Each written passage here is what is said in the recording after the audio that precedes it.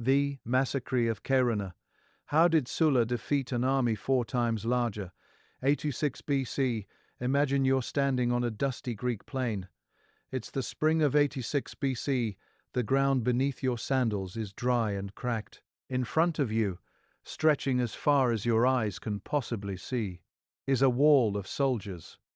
100,000 men. Spears catching the morning sun. War cries rolling across the valley like thunder, and behind you, about 25,000 Romans. Tired, hungry, operating in enemy territory, and completely cut off from reinforcements back home.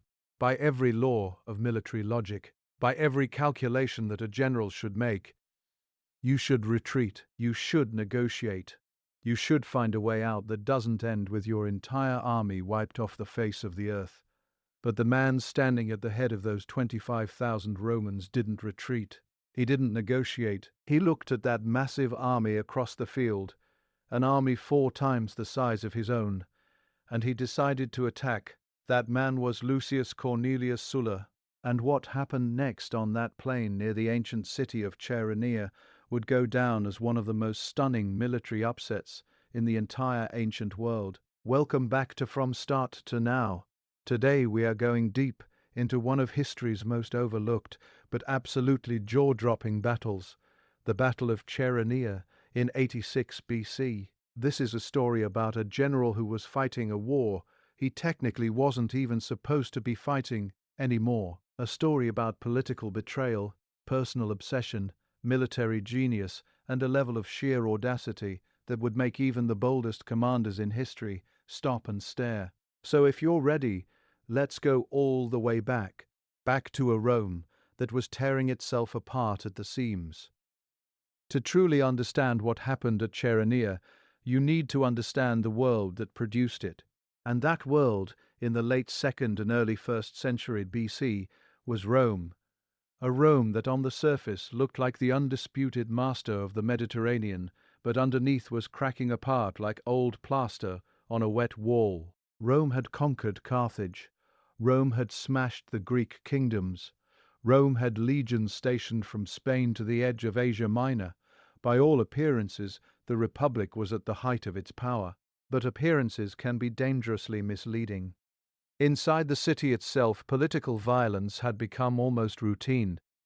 The reformers, men like Tiberius and Gaius Gracchus, had been murdered in the streets by their political opponents. The Senate and the popular assemblies were locked in a permanent, grinding power struggle. The concept of peaceful political transition, which had been the bedrock of the Republic for centuries, was starting to erode in ways that most Romans either didn't notice or chose to ignore. And then, on top of all that internal tension, a new threat emerged from the east. His name was Mithridates VI, King of Pontus, a kingdom on the southern shore of the Black Sea, in what is now northern Turkey. Now, Mithridates was not some ordinary regional ruler. This man was extraordinary. He spoke over 20 languages. He had spent years as a young man living rough in the wilderness, supposedly to toughen himself up and avoid assassination attempts. He was obsessed with poison. He allegedly took small doses of various toxins every day to build up an immunity, and this practice became so associated with him that the general antidote to poisoning is still called a Mithridate to this day. He was ambitious, brilliant, and absolutely burning with hatred for Rome. In 89 BC, Mithridates made his move. He invaded the Roman province of Asia, modern Western Turkey, and in one of the most horrifying acts of the ancient world, he orchestrated what historians call the Asian Vespers. In a single coordinated operation, his forces and local Greek populations killed every Roman and Italian they could find across the province. The estimates vary, but ancient sources claim that somewhere between 80,000 and 150,000 Romans and Italians were massacred in a single day. Entire communities wiped out. Merchants, soldiers, women, children. It didn't matter. If you were Roman or Italian, you died. It was a statement of terrifying clarity. Mithridates was not interested in negotiation. He wanted Rome out of the East. permanently. Rhymes, the reaction back in Rome was immediate and explosive. Someone had to go east. Someone had to make Mithridates pay, and the man chosen for that command was Lucius Cornelius Sulla. Now let's talk about Sulla for a moment, because this man is one of the most fascinating and contradictory figures in all of Roman history. He was aristocratic, cultured, and reportedly charming in personal company, yet capable of extraordinary brutality. He had a long and distinguished military career, having served under the great General Marius in the wars against Jugurtha in North Africa and against the Germanic tribes threatening Italy. He was smart, calculating, and supremely confident in his own abilities. He was also, in the opinion of many of his contemporaries, dangerously hungry for personal glory and power. When the Senate awarded him the command against Mithridates, it seemed like the natural choice. But then something happened that would set the entire chain of events in motion, leading to Chaeronea. A tribune named Sulpicius Rufus, backed by the aging General Marius, yes, the same Marius who had once been Sulla's commander, pushed through a law in the popular assembly stripping Sulla of the Eastern Command and giving it to Marius instead. This was the moment that changed Rome forever, because Sulla didn't accept it. He didn't go quietly into retirement or wait for the political winds to shift. He marched his army on Rome itself, an act so shocking, so utterly unprecedented, that even many of his own officers refused to follow him and turned back. Marching a Roman army on Rome was not just illegal, it was unthinkable. It was the kind of thing that simply wasn't done, and yet Sulla did it, seized control of the city, reversed the legislation, and declared Marius and his allies public enemies. But here's the thing, Sulla couldn't stay. He had a war to fight in the east, and the moment he left, his enemies regrouped. Marius and his allies retook Rome, slaughtered many of Sulla's supporters, and Sulla was declared an enemy of the state. His property was confiscated, his command was revoked. Again, technically, by the time Sulla was standing at Chaeronea preparing to fight Mithridates' army, he was an outlaw in his own country.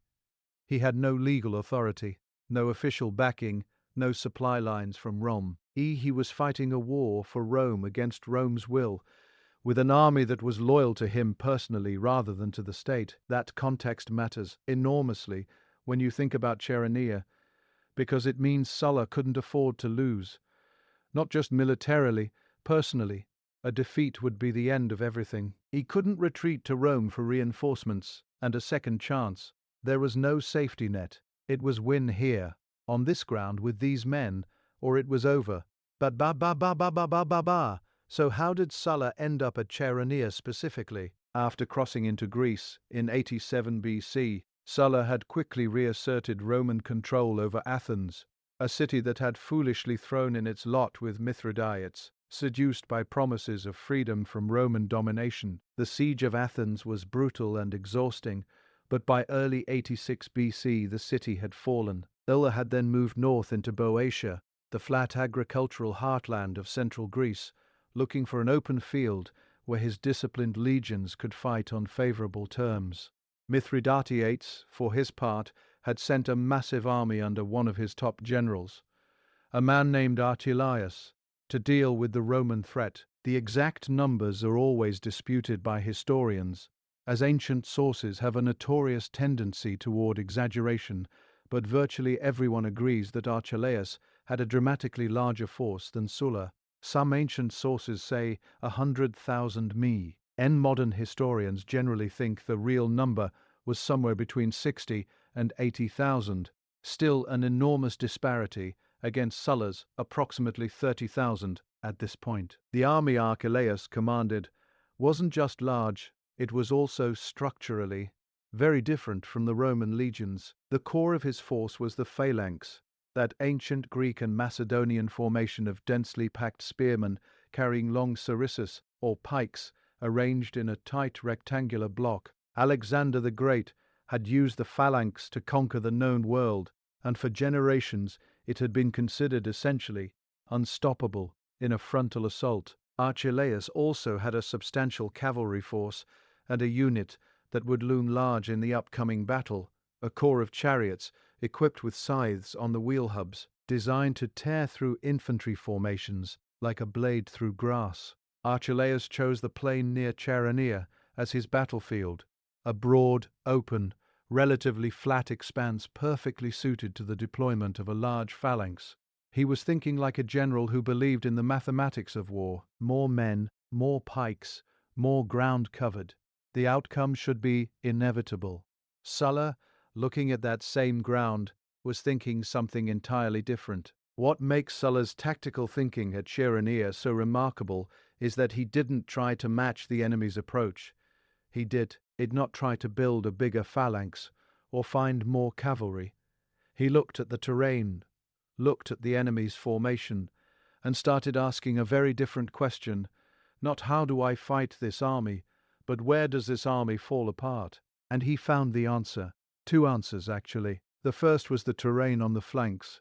The plain near Chaeronea is bounded on the left by the slopes of Mount Thurium and on the right by the Cephissus River. This meant that while the center of the field was open, perfect phalanx country, the flanks were constrained. A phalanx, for all its terrifying frontal power, has one fundamental weakness. It is rigid. Those tightly packed men with their long pikes need flat, open ground to maintain their formation.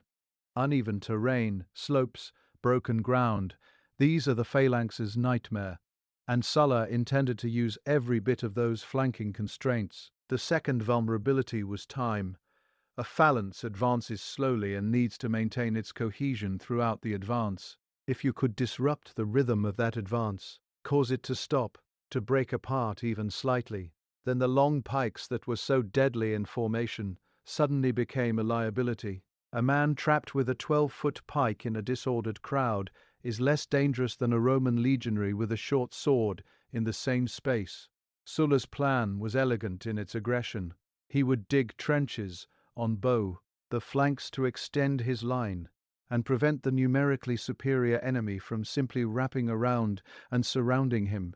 He placed his best troops on the wings, the points where he expected the fighting to be most intense, and crucially, he positioned himself personally on the right wing, where the ground was most open and where he expected Archelaus to try to use his cavalry to break through. Before the battle, there was one more element that Sulla had to deal with: the Scythed chariots. When Archelaus sent those chariots thundering toward the Roman lines early in the engagement, expecting them to tear gaps through which the phalanx could pour, Sulla had prepared a surprise. He had ordered his men to open their lines and let the chariots through, then close behind them. The chariots raced into gaps that suddenly existed, found no infantry to slice through, and were instead met by Roman soldiers on the sides who cut down the horses and the drivers. The Scythed chariot charge, Archelaus's opening gambit, achieved almost nothing.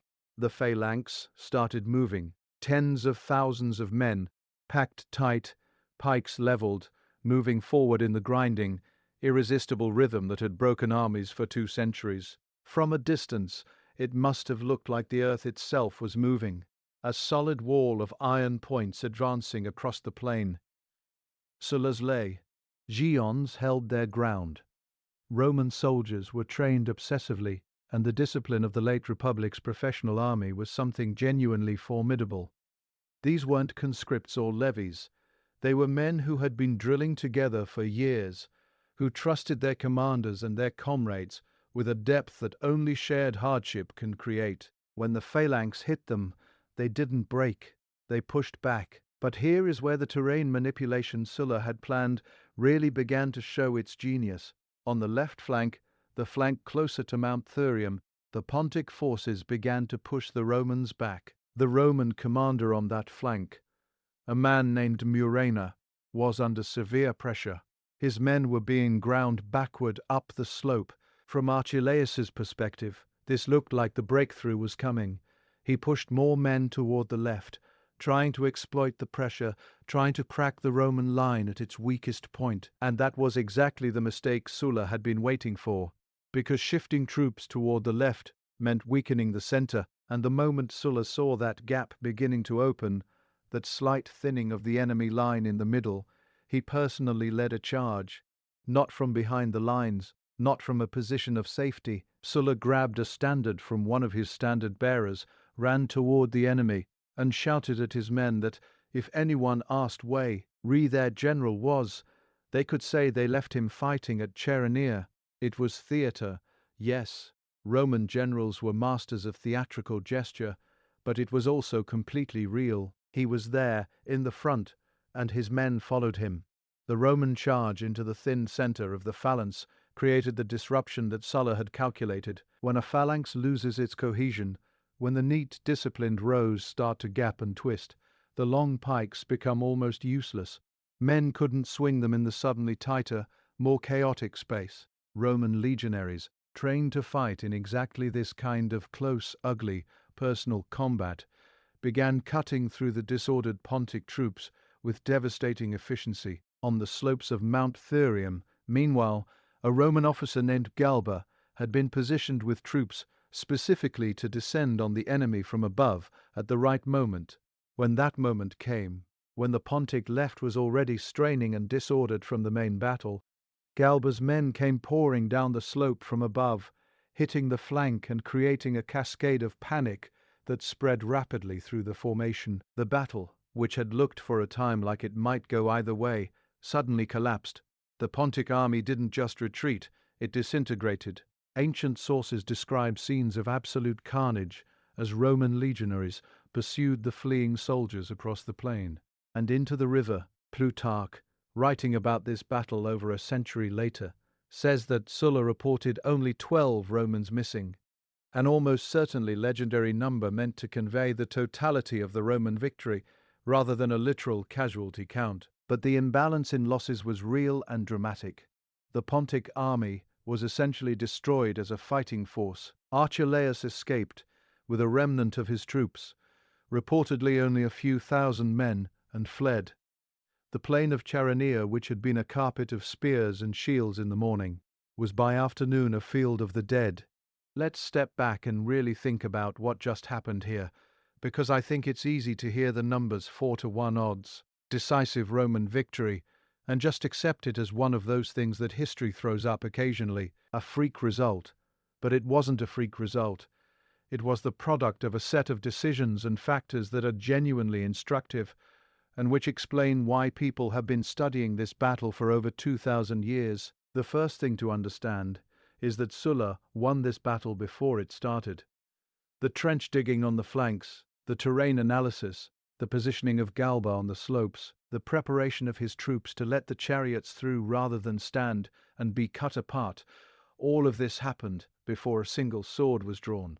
Preparation and planning at this level is what separates a general from a fighter. Archelaus had the numbers, Sulla had the plan, and on the day the plan mattered more than the numbers.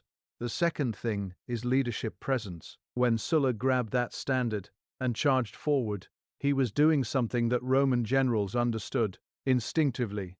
The morale of ancient armies was directly tied to the visibility of their commanders. When soldiers see their general fighting beside them, something happens to the calculus of fear.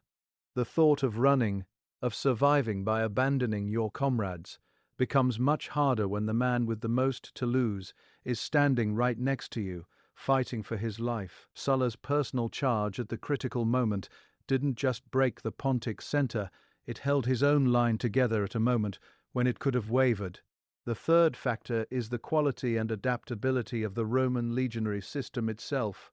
The phalanx was a magnificent instrument for a specific kind of warfare, open ground, maintaining formation, disciplined advance. But it was brittle, disrupt its cohesion, and it collapsed. The Roman legion, by contrast, was built around flexibility, smaller tactical units that could operate semi-independently, reform quickly, adapt to changing battlefield conditions. This structural flexibility is what made the difference when the Pontic formation started to owes its shape.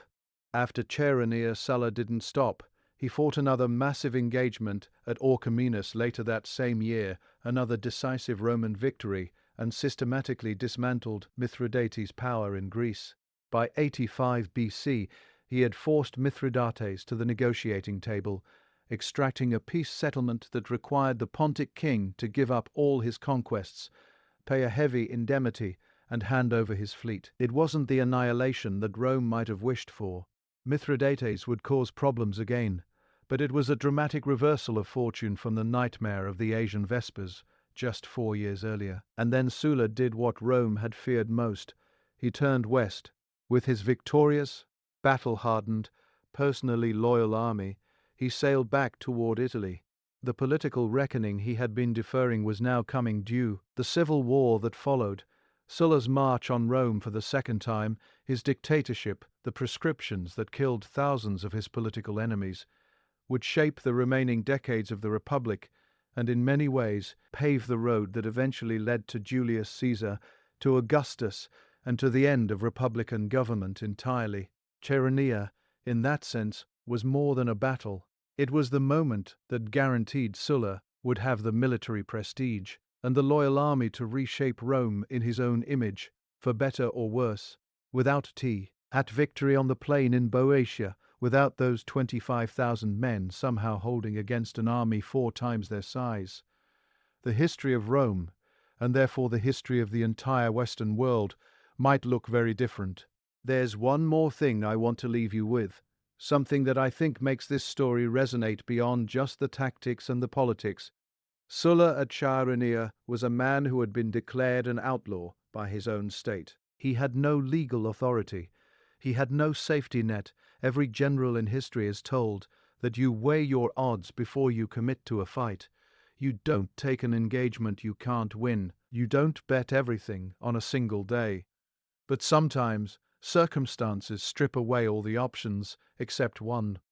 Sometimes the retreat isn't available. Sometimes the negotiation isn't on the table. Sometimes all you have is the plan in your head, the men at your side, and the absolute refusal to accept that the numbers on paper represent the final word. Sulla looked at 100,000 enemies, or close enough to it, and decided that the man who controlled the terrain, who understood the enemy's weaknesses better than the enemy did, who was willing to be the first one forward when the crisis came, that man could beat the odds. And on a dusty Greek plain, in the spring of 86 BC, he was right. That's the story of Chaeronea. That's why we're still talking about it more than 2,000 years later, not just because of what it was, a staggering military upset, but because of what it means. About preparation, about leadership, about the difference between the army that has more men and the army that has the better idea.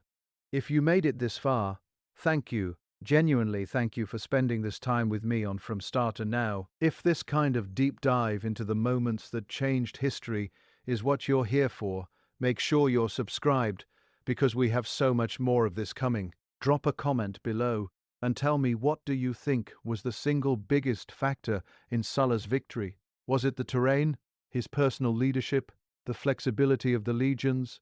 I want to know what you think. Until next time, stay curious, keep asking how and why, and I'll see you in the next one.